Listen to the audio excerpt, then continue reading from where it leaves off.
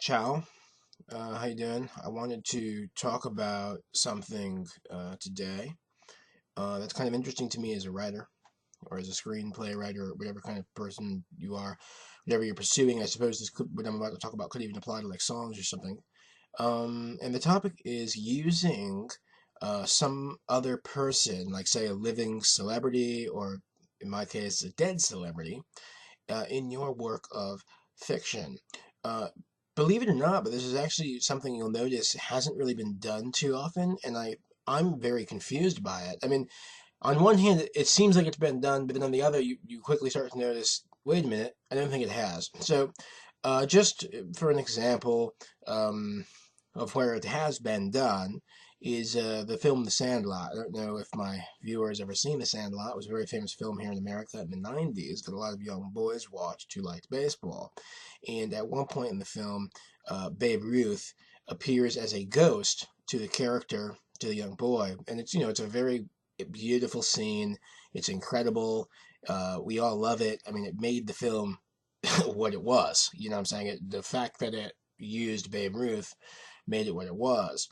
And this actually, strangely enough, even applies to another famous baseball film, Field of Dreams, 1989. I think that was released, where Kevin Costner actually meets another ghost of a baseball player, and this time it's Shoeless Joe Jackson and like a bunch of other baseball players. Now, in the case of Babe Ruth and Shoeless Joe Jackson, I think they were used because they're very old ghosts. Of course, they're both from the 20s and the 30s or something. When you look at more recent stuff, though, you are going to start to see that you just don't see any reworkings of these famous characters, which I just think is a big shame. Because, for example, like, Edgar Allan Poe, obviously, he died in the 1800s. So you'll see him pop up again and again. And what happens is you're kind of watching this and you get the impression that all of this is legal and that there's no problems with it. Because you do see some celebrities pop up, but then you kind of put two and two together and you realize, wait a second, I haven't ever actually seen someone more recent. So a great example of where I think someone would run into a problem is if you had, say, a movie where some kid was smoking pot in the woods or something, and then he started to hallucinate, and he thought he was seeing, Kurt Cobain.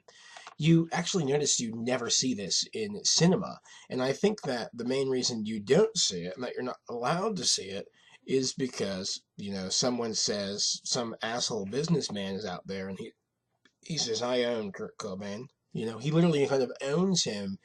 He owns the name, he owns the usage, and you can't use it. So you'd have to call the guy in the film, Mert Mobain or something, and which is I just find so pathetic. I mean, I think it's the most pathetic commentary on our society that we're unable to do this because to me, everybody is kind of, especially if you become famous, you just kind of enter into what I call uh, the action figure slash puppet draw of humanity, and you're just someone that if I can think of you and I can imagine you, because I kind of imagine, in terms of fiction, like I'm just sitting here sometimes, and I'll say, oh, I want to listen to a good song, just in my own head, just having this conversation in my own head with myself, and kind of hear this sort of Kurt Cobain voice, kind of leaking in. Well, you should listen to that old Fugazi song instead, So, and you think, well, you could play with these characters because they're such real parts of our lives.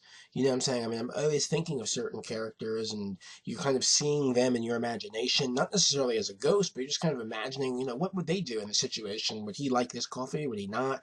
Would he like this guitar? So on and so forth. And you just think that you could use this in fiction, but the real, very bizarre truth is that all of this is deeply problematic under the current laws that we have in this really preposterous legal system. And again, I'm just really against this. I just can't believe it. It's shocking to me because again, it's deeply limiting for the fiction writer. I mean, it's actually literally trying to jump into your imagination and limit what you could imagine, which is just really sad on paper, at least. You can't imagine certain things on paper, and I think so. In the one area where I would say that I agree with this is, for example, if someone actually tries to pass off.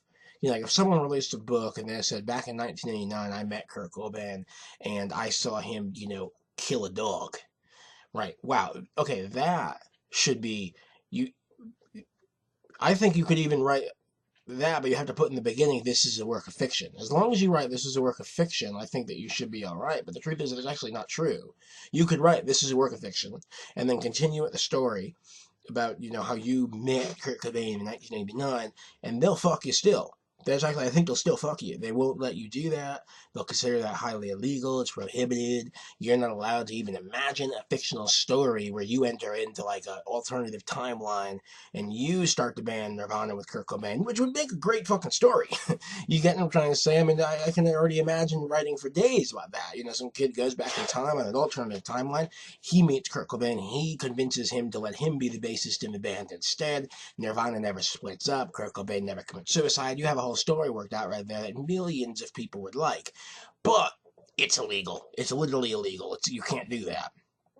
Because even if you wrote, if this is a work of fiction, I seriously still think that you're not able to do that, which is just really crazy, when you really think about it. Because you would think as long as you wrote, again, as I said, this is a work of fiction, as long as you didn't try to pass it off as reality, you think it would be legal. I think the big fear that people have is that their fear is basically that story that someone could randomly write and inject now into the legacy of Kurt Cobain in this instance. Their fear is basically that it will overwrite his previous legacy. You understand what I'm trying to say? So then people will be walking around and they'll, instead of associating Kurt with actually things that actually happened in his life, with Nirvana, with the band, with some fucking documentary that tells the story of his real life, they're afraid that the public will start to associate him with your new story where you've written about how you inserted yourself into a alternative history and you got famous playing with the band and it lasted for a much longer time, so on and so forth. Even though we all know it's a fiction, they still don't let you do that because they're afraid that you'll kind of wrestle the legacy away from where it should be. There's all this control. They want to really control the legacy because maybe on the other hand, everyone could hate your movie, right? And then no one wants to see them anymore because they're associated with this really bad movie. What I think is like, hey, it's just what it is. You know what I'm saying? I mean, I don't think that you should be allowed to. I don't know. I don't like that. You know what I'm trying to say? I just don't like that. It's not good.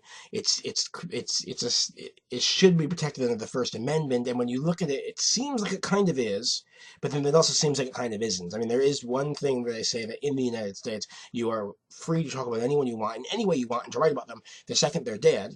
But then you actually read a little more, and it's starting to say that there's actually some, some corporations and some people are trying to take cases to court and everything recently too, where they don't want that to be allowed. And there's like 19 or 20 states or something I read where it's not allowed, and they'll try to fucking sue you to kingdom come, even if you use somebody deceased. So there's all these problems with it. And like I say, it's really just absolutely pathetic. You should be allowed, especially, I mean, look, I could write about how I'm hanging out with Julius Caesar or something from the past. I know I can write about Edgar Allan Poe. I can write about King Henry VIII, right? Because they're not connected to these nasty, dirty, rotten corporations, right? But Kurt Cobain and all the other poor chaps, they're connected to these corporations. But you know what the really sad is? I don't really want to write a story about Caesar, right? Because he's from a long time ago. I think about Kurt Cobain all the time. I think about these characters all the time. I want to write about them.